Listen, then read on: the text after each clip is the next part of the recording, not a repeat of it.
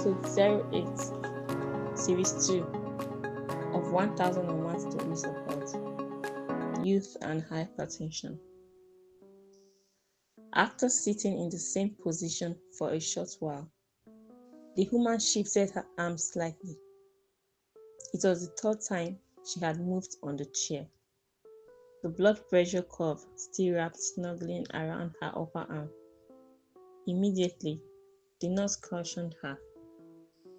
"You have to sit still for the blood pressure reading to be accurate," the nurse said firmly, addressing her as Mrs. Phillips. Outside the blood pressure room, two young ladies waiting by the doorway had noticed the woman's repeated movements. They overheard the nurse's warning and began whispering among themselves. Soon, their whispers turned into mockery, loud enough for the woman to hear, and unmistakably directed at her. They laughed about how painful the blood pressure curve must be, suggesting that it was the reason she could not sit still. The nurse ignored them and continued her work, but the woman heard every word, feeling uncomfortable and deeply unhappy.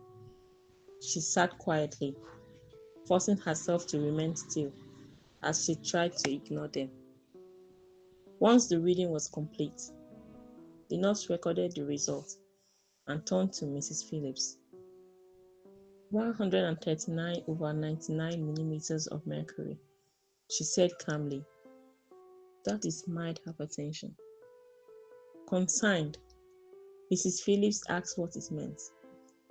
Before the nurse could respond, the two young ladies interrupted.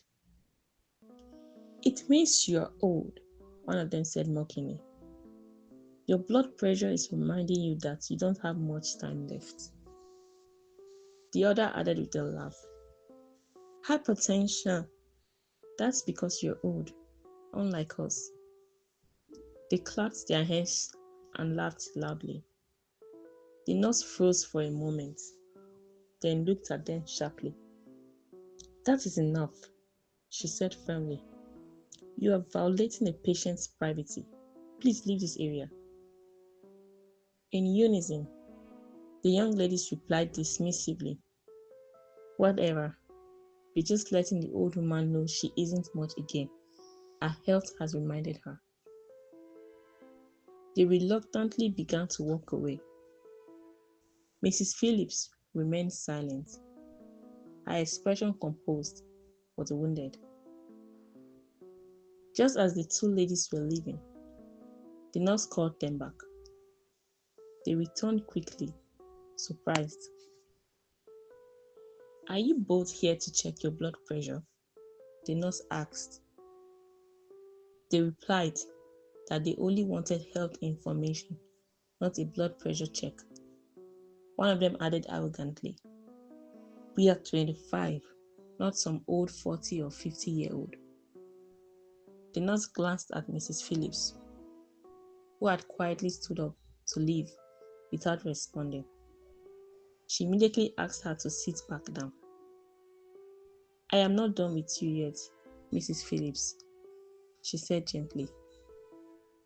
Turning back to the two young ladies, the nurse invited them into the room and offered them chairs.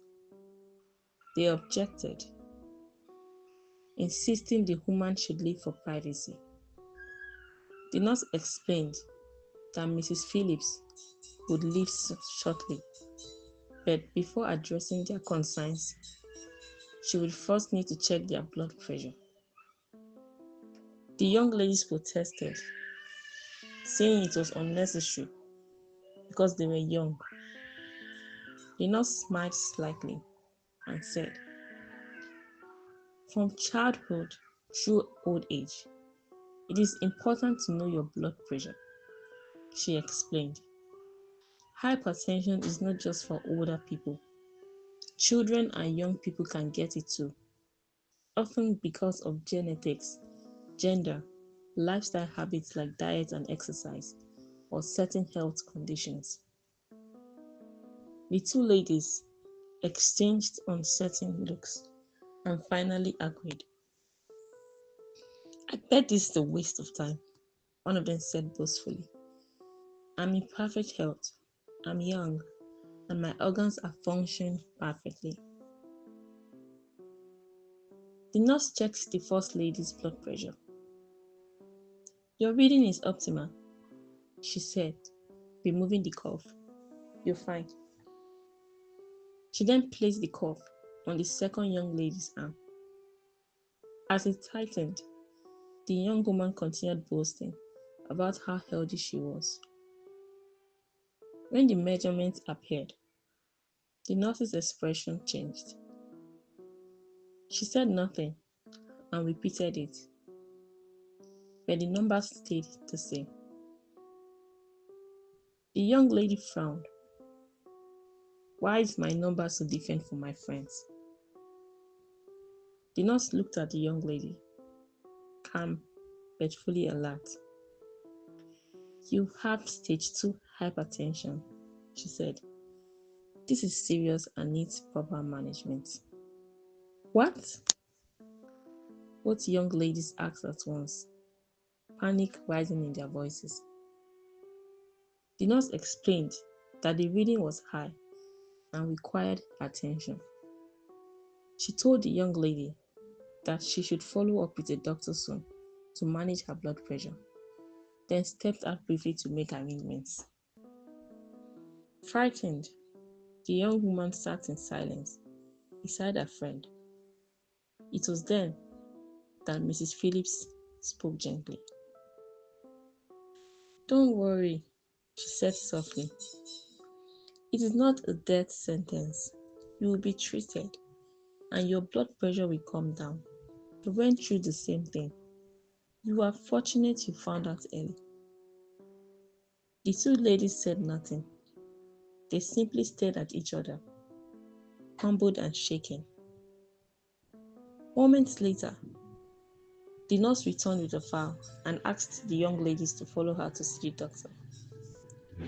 As they got ready to leave, she turned to Mrs. Phillips. You can go now, she said kindly.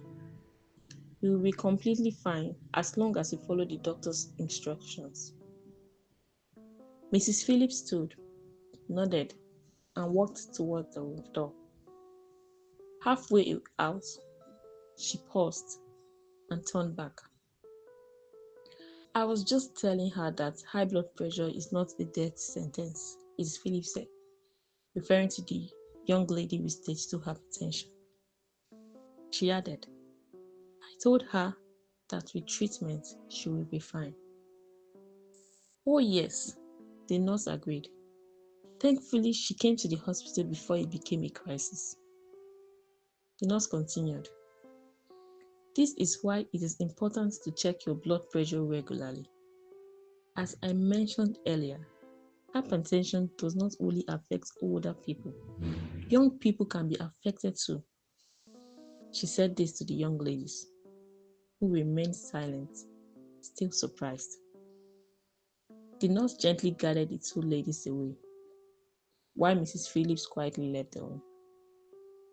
That day, the two young friends learned a lasting lesson about hypertension, its causes, its risks, and the importance of regular health checks.